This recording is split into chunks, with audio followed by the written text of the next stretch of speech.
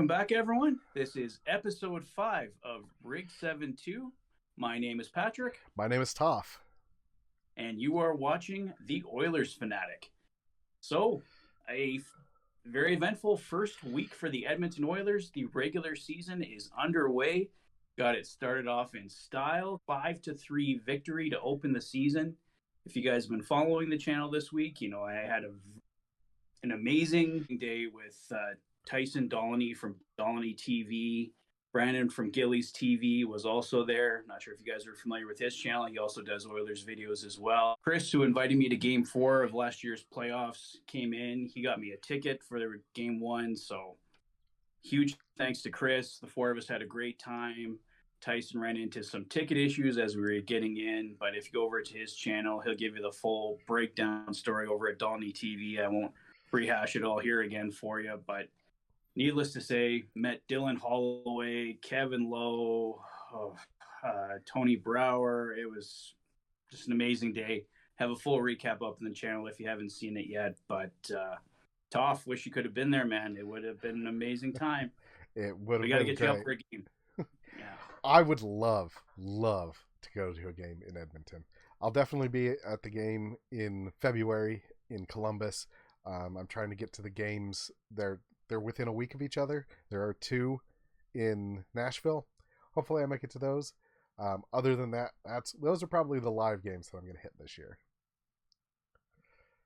Yeah, I live in Kentucky. I know. It's yeah.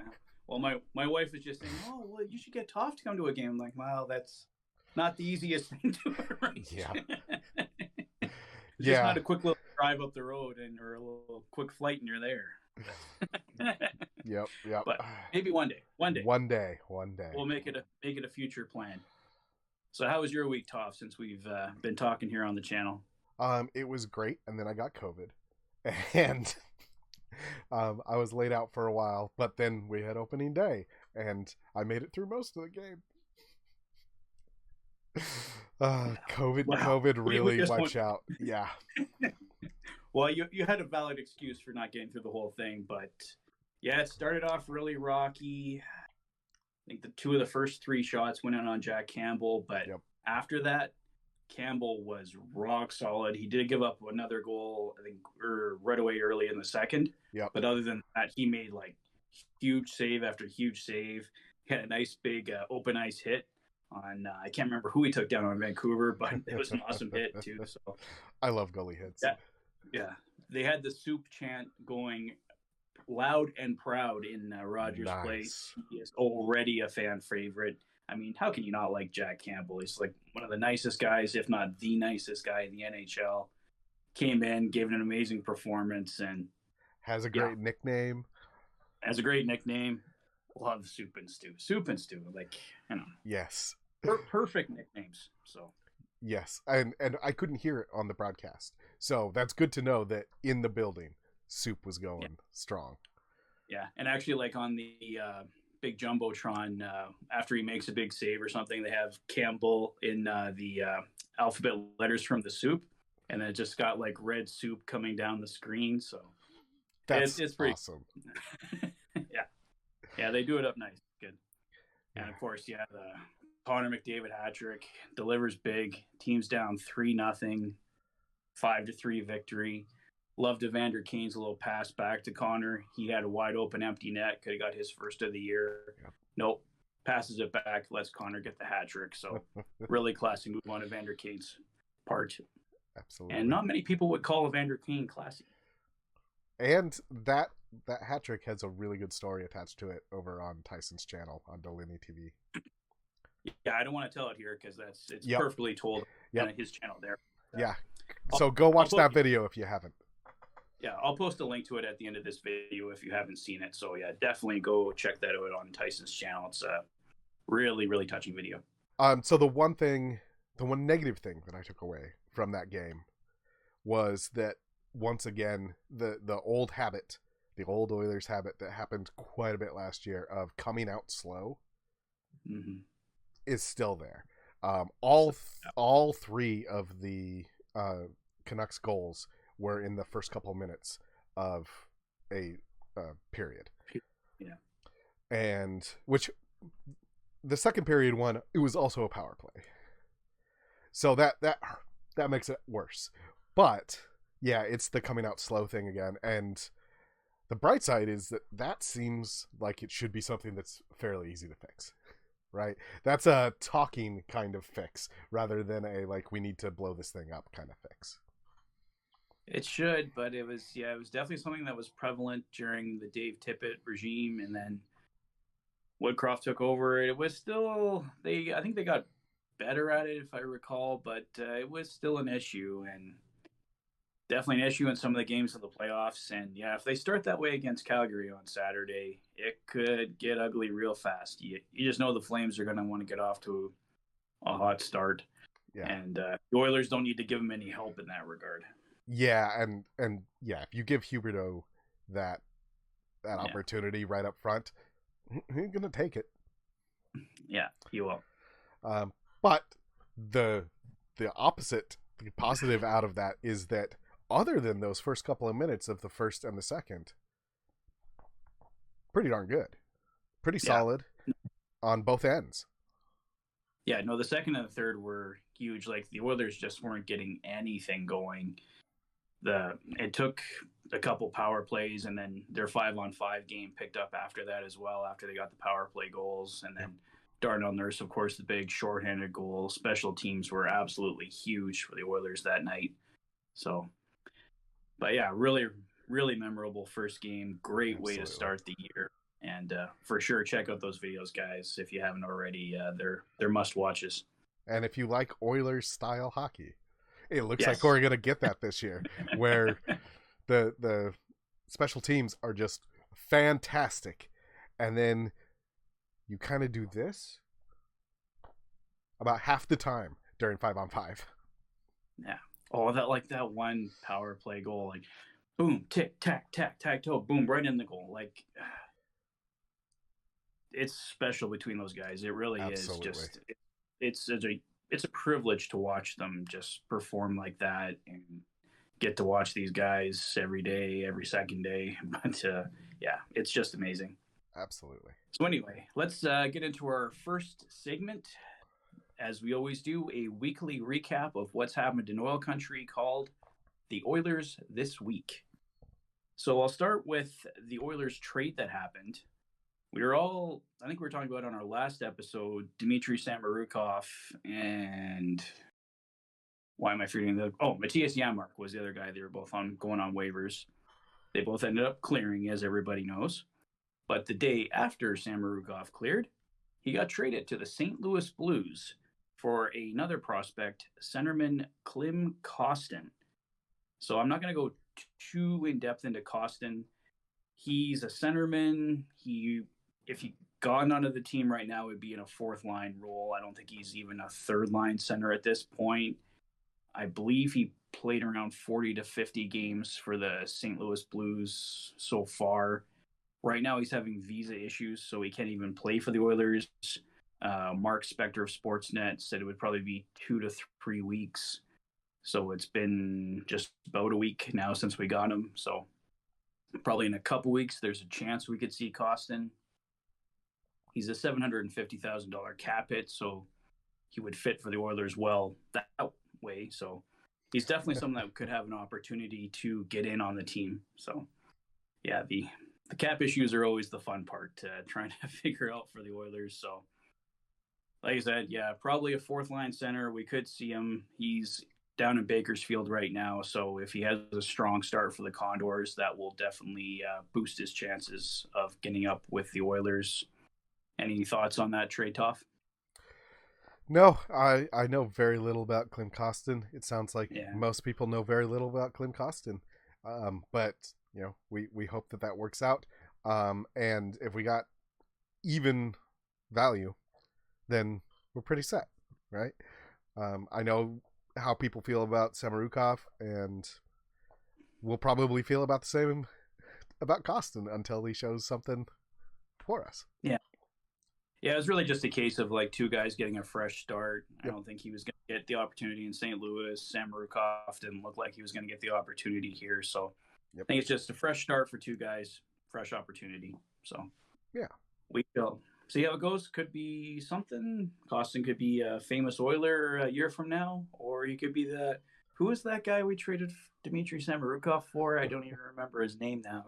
K something or other. So we'll see what happens. Hopefully that's not the. Hopefully remember him as Special K. Special K. So after that, as we're leading into the start of the regular season, Oilers Plus, the Oilers paid subscription service, kicked off on Tuesday. I have subscribed. I know you haven't yet, Toph, but I do believe it is available in the States. It appears that it is, yes. Yeah. So, all of the free content definitely is. Yeah. So, yeah, I've started watching. I haven't got too much into it. I've watched the first 4 episodes, I believe, of the documentary called The Drop, which kind of covers different points throughout the Oilers season last year, cover each of the individual playoff series from when the Oilers hired Jay Woodcroft. So I just finished the episode where the Oilers were finished off in Game 4 in Colorado. And, of course, I was at Games 3 and 4, so brought back some good memories and ultimately some sad memories as I watched the final 2 games of the season as it turned out. But still really special. And I don't know. I'd say Oilers Plus is for the really hardcore Oilers fan. If you're not overly interested in the behind-the-scenes stuff, I'd take a pass on it. It's not bad price-wise for Canadian anyway. I'm not sure what they're charging in the States. It's $8.99 a month or $59.99 for the year. There is discount codes. You get a Pizza 73 gift code as well in there, so a few other little incentives. But I'd say for my review so far, if you're a hardcore fan, I'd say go for it. But if money's tight or you're just not overly interested in the behind the scenes stuff, I'd say you're probably okay not getting it. So there's nothing on there that says you like absolutely have to get this. So that's kind of my take on it anyway. I'm sure they'll grow it and put more premium content. But I do want to point out, because Twitter exploded and Steve Dangle was super mad and loud about charging for after game stuff. And no, that's all still there. That's all still free. You can access that. All the player interviews, all the coach interviews, all of that usual stuff that used to be free is still free. It's just now all in one place.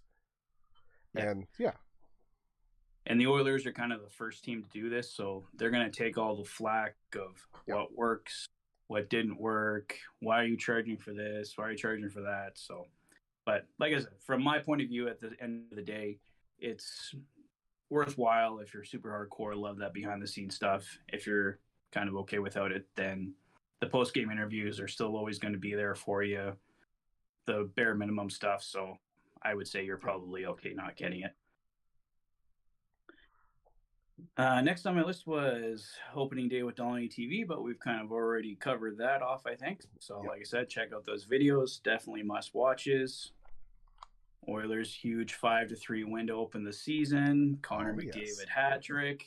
Oh, we are so lucky to have Connor McDavid. He's worth the price of admission every single time.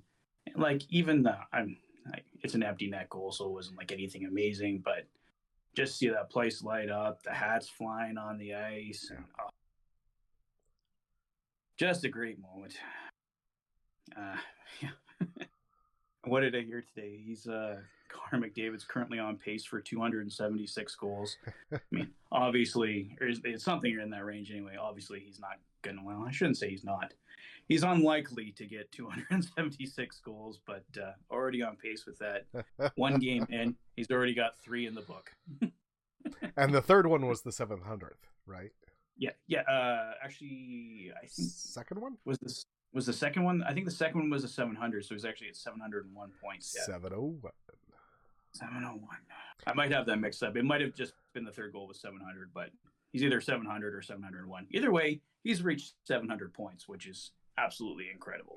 So I'm glad that you didn't immediately know, because I don't know. All I know is that he hit 700 in that game and had a hat trick, and I don't know which goal was which. I'm sure comments will tell us.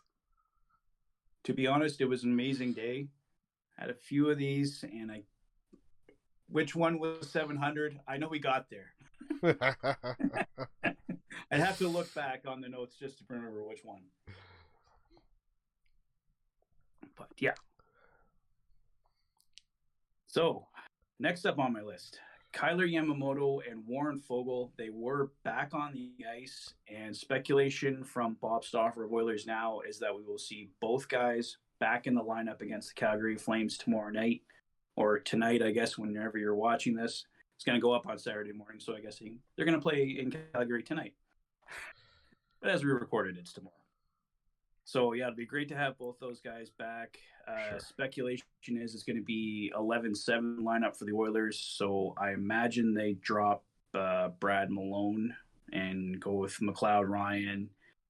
The lines at practice today were Zach Hyman, Connor McDavid, Jesse Puljujärvi on the top line, Evander Kane, Leon Draisaitl, Kyler Yamamoto on the second line, Dylan Holloway, Ryan Nugent-Hopkins, Warren Foegele on the third line, and Malone, McLeod, and Ryan were on the fourth line. So just based on that lineup, I would think Brad Malone is probably the guy going to go out. But yeah, if Yamamoto or Foegele aren't ready to go, they could be out, and we could see Malone go in that 11th forward spot.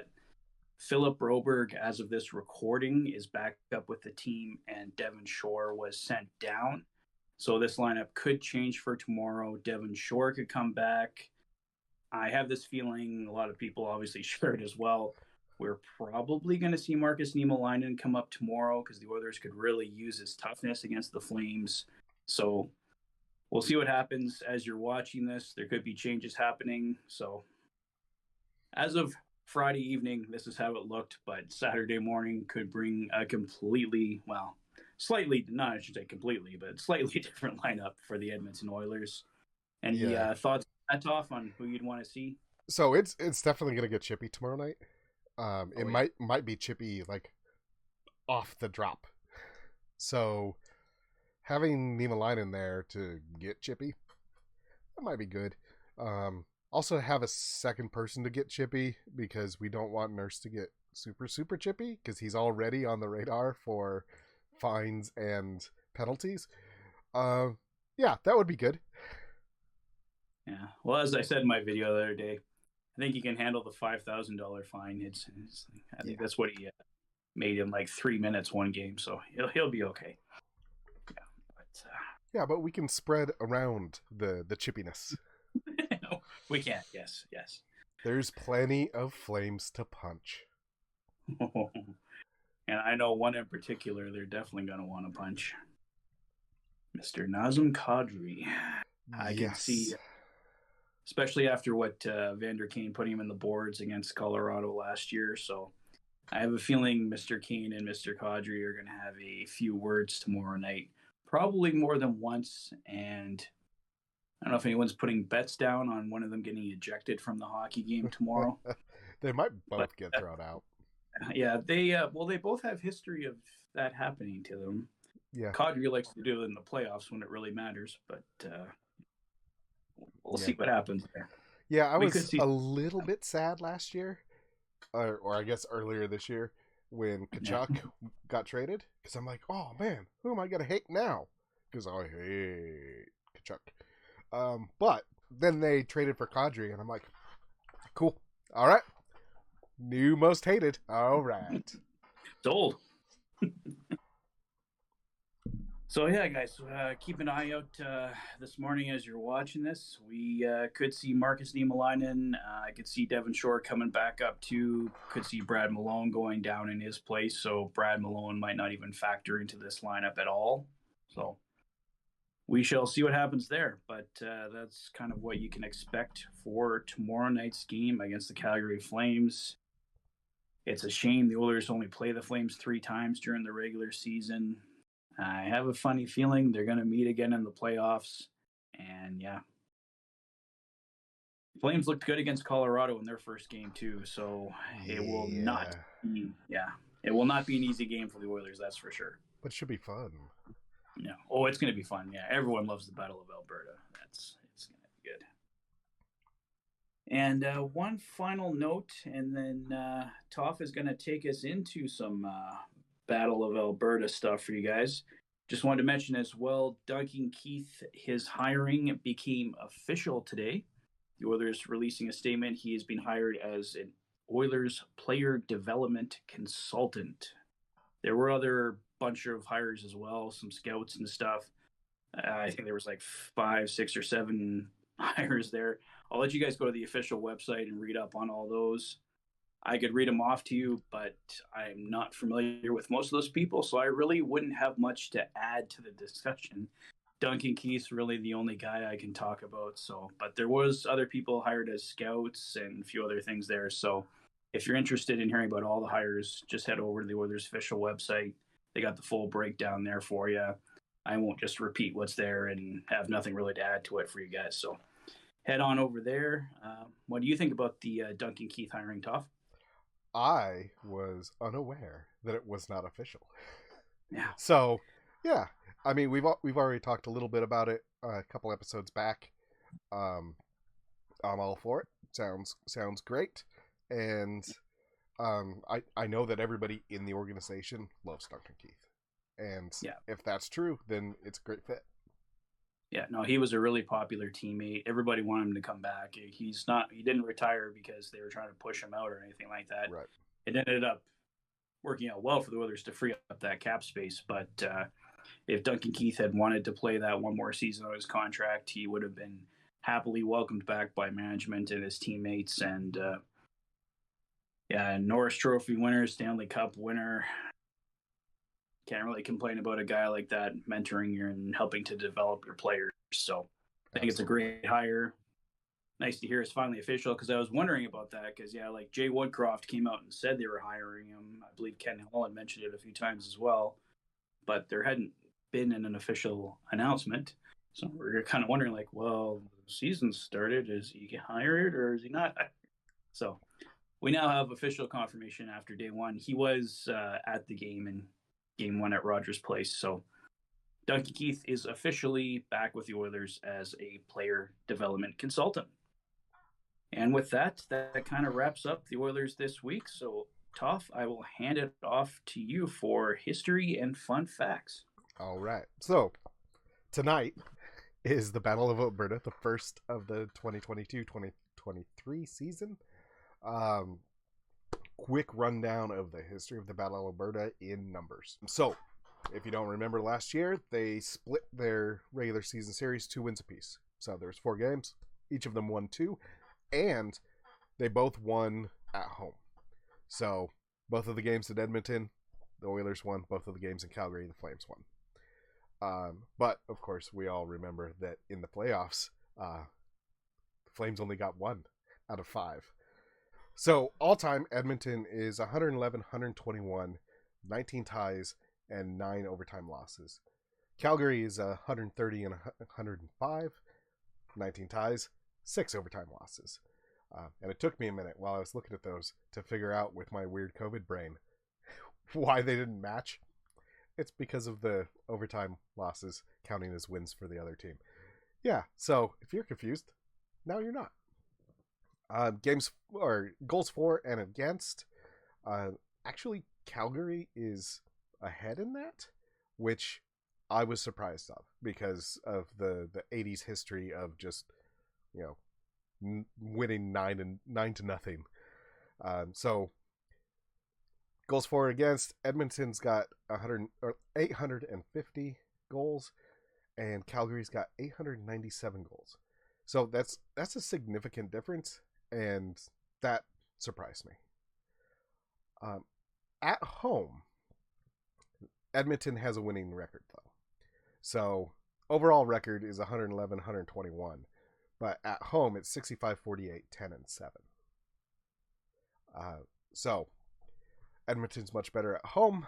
And last year, the home team won both games. So in the playoffs, though, this is where it gets good. Including last year, it's 23-12 in favor of the Oilers. And if you're only looking at series, the Oilers have won 5 out of 6. Which, yeah. All right. So they win when it counts. They win when it counts, exactly.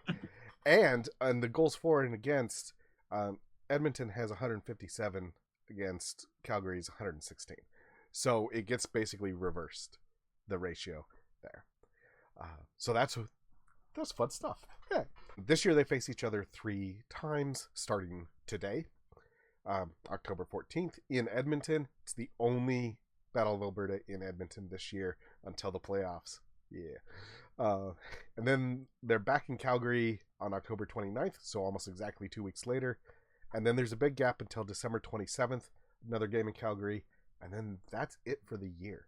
So the Battle of Alberta season ends before the end of the year, and then it'll come back with a vengeance in the playoffs. Yeah, I can't believe they've done all of them before the end of December. I didn't realize that. Yeah. That means we're going to have a long wait for the hatred to bubble up. I know. Is the NHL not like ratings, or like it's guaranteed must-watch games between these two now, especially now that they're both good. Like, Absolutely. I can see when they were both struggling, and it's like, oh, okay, well, yeah, it's Battle of Alberta, maybe for Alberta, but the rest of the league doesn't care. But now it's like, absolutely, okay, yeah. Yeah, I was gonna make another note too. I think I just remember growing up, the Flames were constantly beating us in the regular season, just when the Oilers were bad, and I think that's where the Calgary kind of made up the difference there, because it just seemed, I don't know, most of my memories from childhood playing Calgary were losses, so I could see where they kind of got ahead there with the goals and the wins and stuff. So the decade of darkness. Yeah, decade of darkness, and even a little bit before then in the like late 90s and stuff. It just, even when neither team was that great, it just always seemed Calgary was coming out on top more often. So that's probably where you see the little increase in goals for them, and wins, of course. Yeah, so that's the quick rundown in the numbers for the Battle of Alberta. I'm sure people are going to have big things to say about the Battle of Alberta. And please, yes, keep them coming. Keep those comments coming.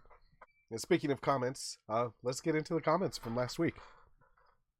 Sounds good. So first up, from Renegade Man 83, I'm excited for the goaltending.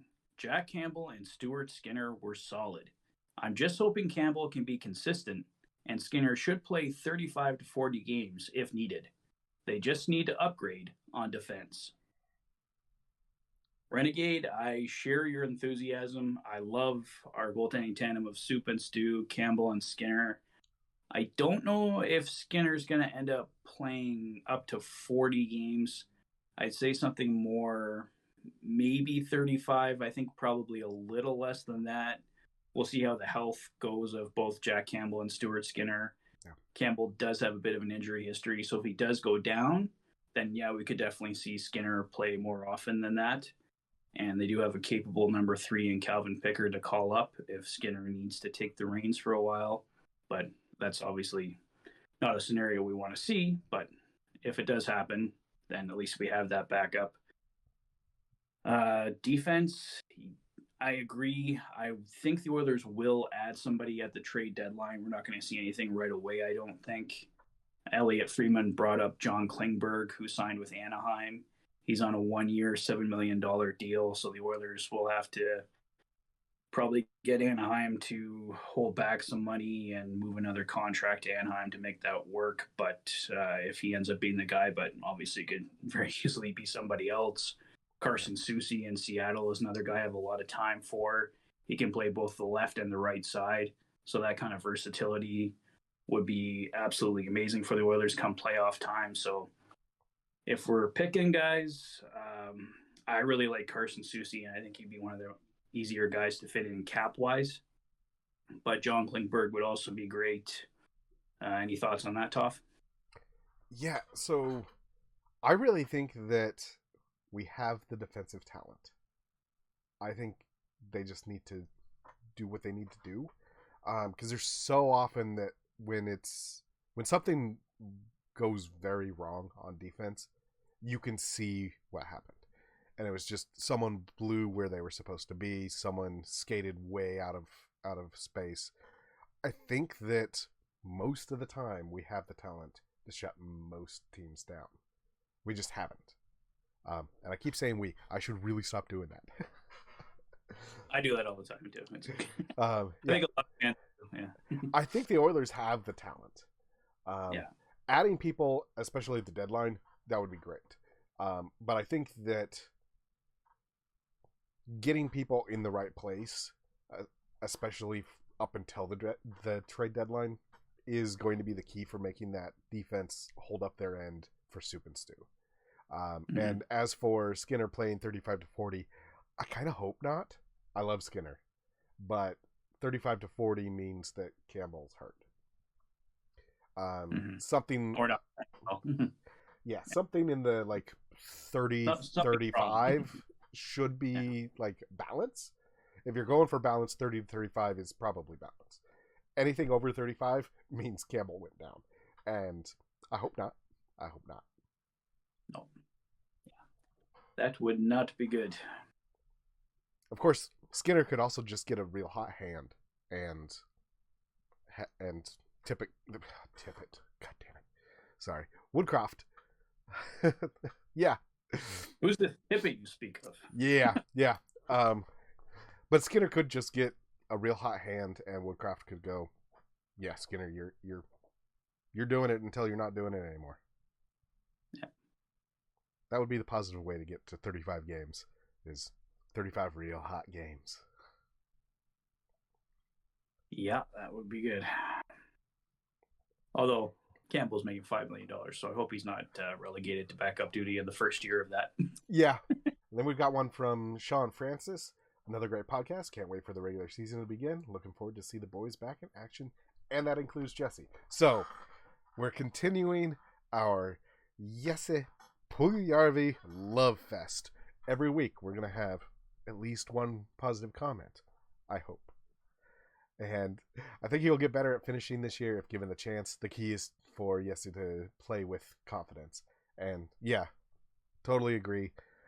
Give him the chance. Make him feel wanted, and I think he'll perform for you.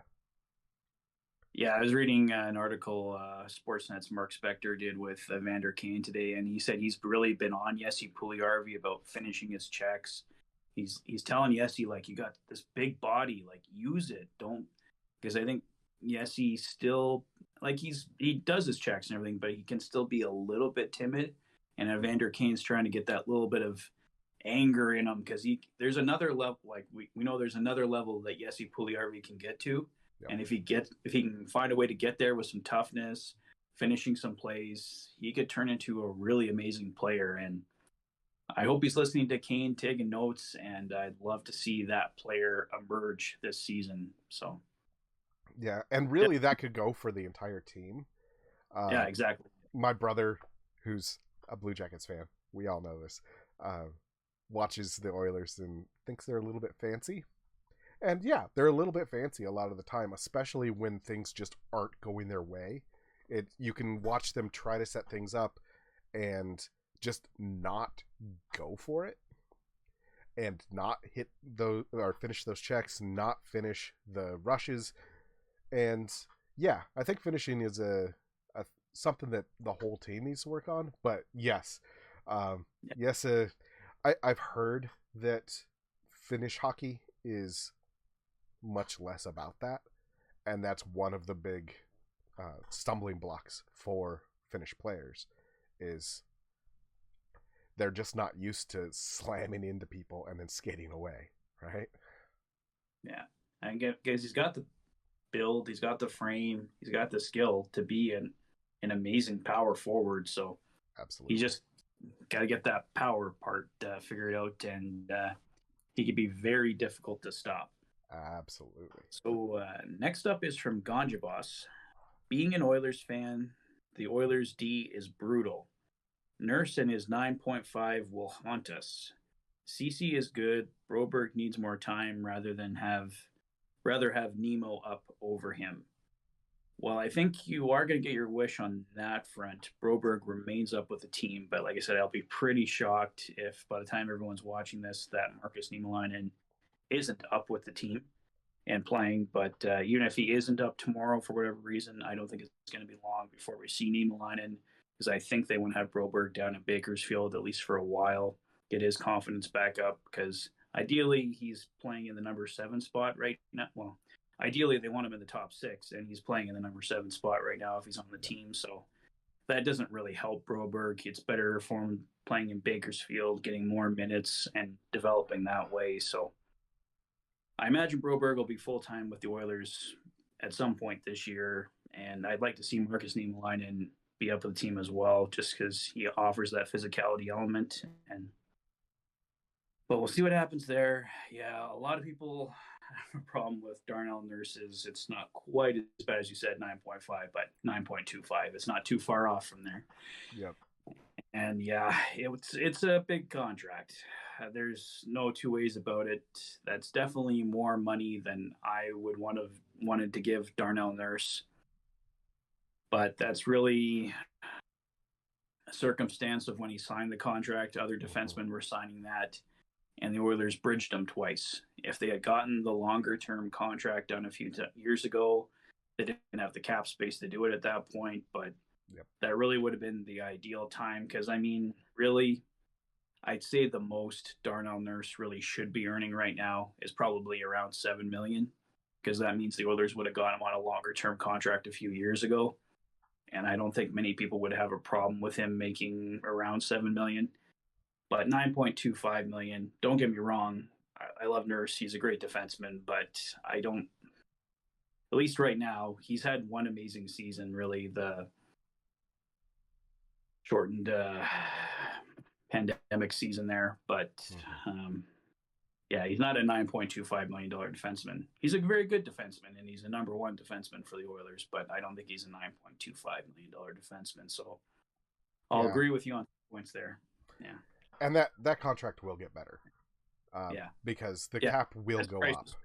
Yeah, and prices will go up. And a few years from now, we won't hate it as much as, well, I don't hate it now, but we won't mind it as much a few years from now. But right now, it's kind of a tough pill to swallow with how tight the Oilers are. And everyone's feeling the pain. Yeah, the thing that makes that contract look bad is that it was right in that window between the Oilers feeling a cap crunch and the Oilers feeling a cap crunch. And it's not Nurse's 9.5 that caused the second cap crunch. It was that they were expecting it to keep going up, and then the world stopped for a little while. Yeah. We also have to keep in mind with that contract as well, the Oilers are paying for those are all unrestricted free agent years for Nurse. A lot of guys, when they sign that long-term contract, would only be RFAs for the first 2-3 years of it. So they're not in a position to demand more money. Nurse was like, from day one of that contract, I'm going to be a free agent if you don't show me the money. So the Oilers had to put up or shut up, and they put up to keep Darnell Nurse. Obviously, he's great buddies, obviously, with Connor McDavid and Leon Draisaitl. And you want to keep Connor McDavid and Leon Draisaitl happy. Absolutely. Yes. And our good friend Diane has one that's not about Yessa this week. At first, I thought Broberg should make the roster, but after watching the last few games, I know Nemo is better at this time.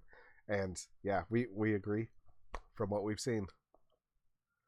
Yeah, no, I think Broberg's got a bright future, but I think Nemo's the guy better suited to be on the team right now. And like I said, I won't be shocked at all if before the season's over, Broberg is back to being a full-time Oiler. But who knows? He's still up with the team right now. He might not go down. We don't know exactly what's going to happen. Yep.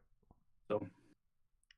Yeah, and if he figures out how to use his newly found size, he's absolutely going to be preferred over Nemo. But when we're talking about the Battle of Alberta for the second game and Broberg not quite figuring it out yet, throwing Nemo out there to just smash some shoulders into some boards seems like a good idea. Yeah, it's definitely the way to go right now. So next up is from Epiphany. Here I thought it was just me, re the video quality from Abbotsford. I thought for a bit it was claymation stop motion using Polaroid snapshots. Yes, I aged myself. I'm older than dirt, and yes, I have seen claymation. Samorukov is the only one I'm a bit worried about, but it's okay. Great vid as always. Take care, all. So Robert, Epiphany was pointing out the preseason game the Oilers played. The preseason games the Oilers played in Abbotsford against the Vancouver Canucks, where I think I said in the last episode the broadcast looked like it was from 1996, and that's the kindest thing I could say about it, really. At the start of it, the audio wasn't synced up. They had like a commercial playing, and there was stuff happening on the ice, and you're like, what am I even watching here? I'm like, it was free, so I guess you can't complain. What am I paying for? But if you're gonna put that up, don't even bother broadcasting it. But yeah. Yeah. And also, yeah. I remember Claymation. I was there during the summer of the California raisins. So, yep. There you go. You're old as dirt with Epiphany, Toph. That's me. But yeah, as he points out at the time, Sam Marukov was the only one he was worried about. And Sam Marukov did end up leaving, not via waivers, but via trade. So thanks as always, Epiphany. Love your comments. They always bring a smile to my face, and they are greatly appreciated. And we've got one from Darcy Sagan. And I've got good news and bad news for you, Darcy, of the past. If Samorukov does clear waivers, I would like to see him in a trade. Here's the good news. I would like to see Samorukov, Rodrigue, and Edmonton's 6th and 7th draft picks going to Seattle for Seattle's 4th round draft picks in this year's entry draft. There's the bad news. That didn't happen. No, I don't see many trades structured that way, so... But yeah, I think they're going to hang on to Rodrigue for now. I mean, you want to have some depth, because if you have to call one of those guys up, then you're down to only 2 goalies in your system, right? So yep. You want to have at least 3 guys down there, ideally. I mean, things happen where you can't do it that way, but I don't see a goalie moving at this point for the Oilers. And obviously, Sam Rukov's gone now to St. Louis for Klim Kostin, but... as I mentioned a little bit earlier, I would love to see a trade with Seattle for Carson Soucy. He's a guy I've wanted for a couple of years now. I think his numbers are really impressive with the Kraken, and we'll see what happens there. Yeah, and we've kind of already belabored this, only 5 episodes in, but goalies are weird and magic, and sometimes you just got to give them time. Yeah. I mean, if you trade Samorukov, Rodrigue, and some draft picks for some other draft picks, you might be looking back in 2 years and being like, oh no. Yeah, well, it could be like for Magic Beans for Magic Beans type trade too, or it doesn't work out for anybody. Right. Too, so. Yeah. And you just mentioned that you want Carson Soucy. Soucy, yeah. Here's Diane with that. I'd rather, Diane adds, I'd rather puck up. That's the more hockey way of saying it than pick up. I like it. I'm going to go with that, Diane. I'd rather puck up Carson Soucy from the Kraken than wait around for... I'm bugging you, and now I can't talk. I'd rather puck up Carson Soucy from the Kraken than wait around for Chychrun. I 100% agree with you, Diane, there. At this point, Jacob Chychrun, great defenseman, but I think I'd rather have Carson Soucy and add him to our group there, and I think he'd be more of a fit.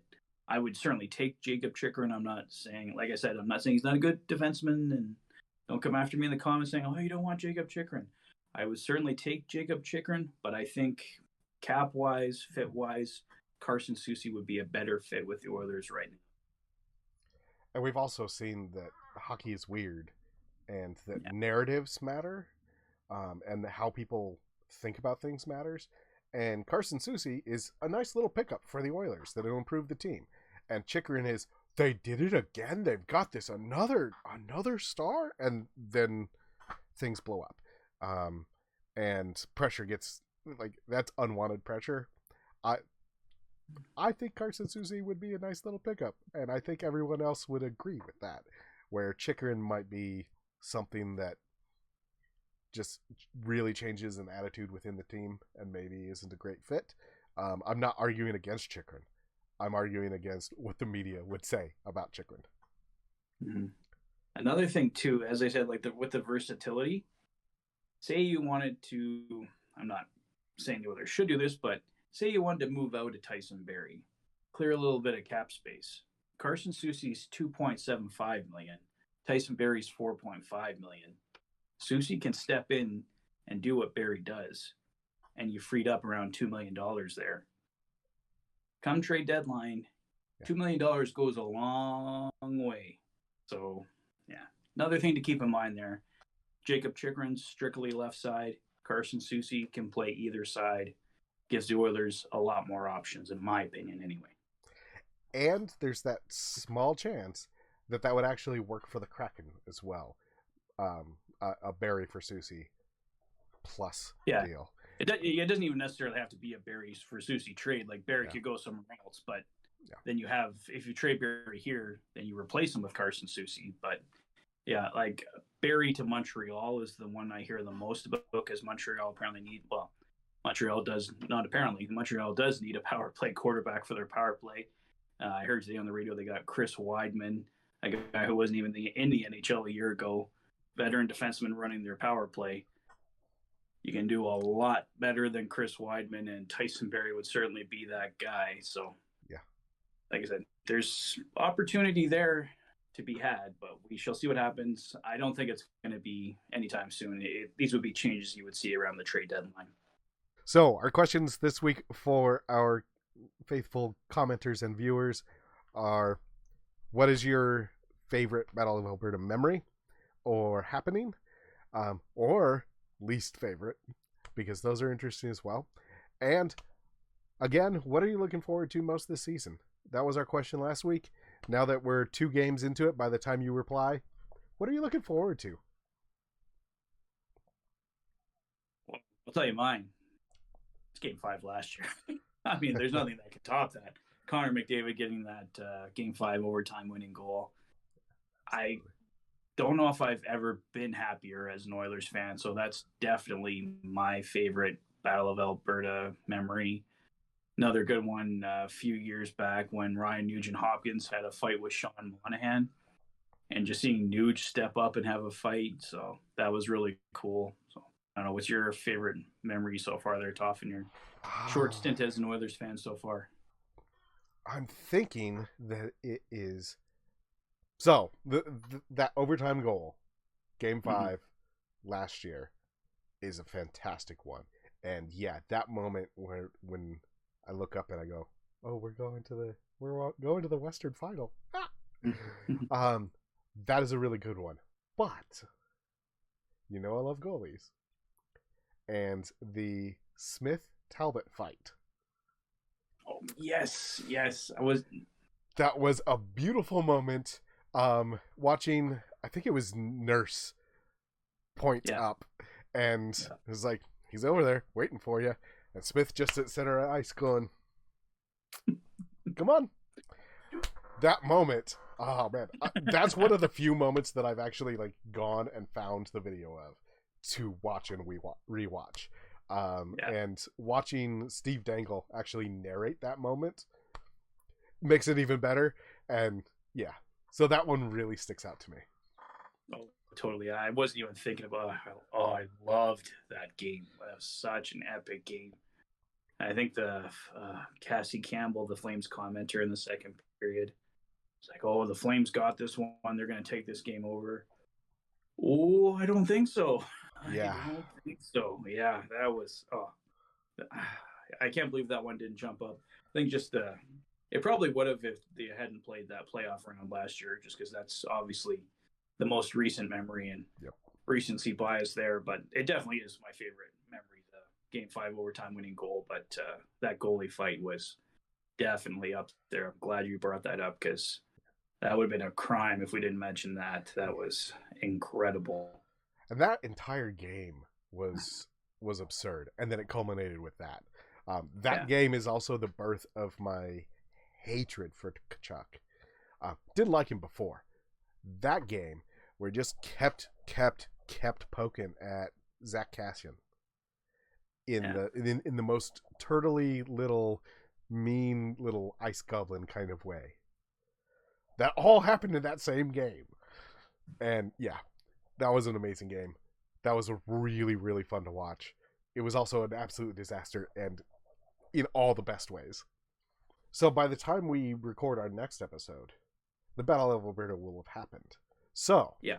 Viewers, if you have a moment from this Battle of Alberta that's happening tonight that sticks out to you, absolutely comment with that, and you'll see it in the next episode. Yeah. Yeah, we'll go over all your Battle of Alberta thoughts then. And yeah, guys, I think we're going to wrap it up there for today. Try and keep it a little bit shorter. I know we went over an hour last episode, so thank you to everyone who stayed in and watched the full hour and 9 minutes. I know that was a long one, so we appreciate it. And glad you're enjoying this series so far, and can't wait to bring you more episodes. We will be back next week already with episode 6. I can't believe we're going to be 6 episodes deep into this so far. Yeah. Incredible. Yep. And thank you all for watching, and thank you, Patrick, for having me. Yeah, well, it's been a pleasure and an honor, Toph, and yeah, can't wait for it to keep on going. So that's all for now, guys. My name is Patrick. My name is Toph. And you've been watching Rig 72 on the Oilers Fanatic. Thanks for being a fan.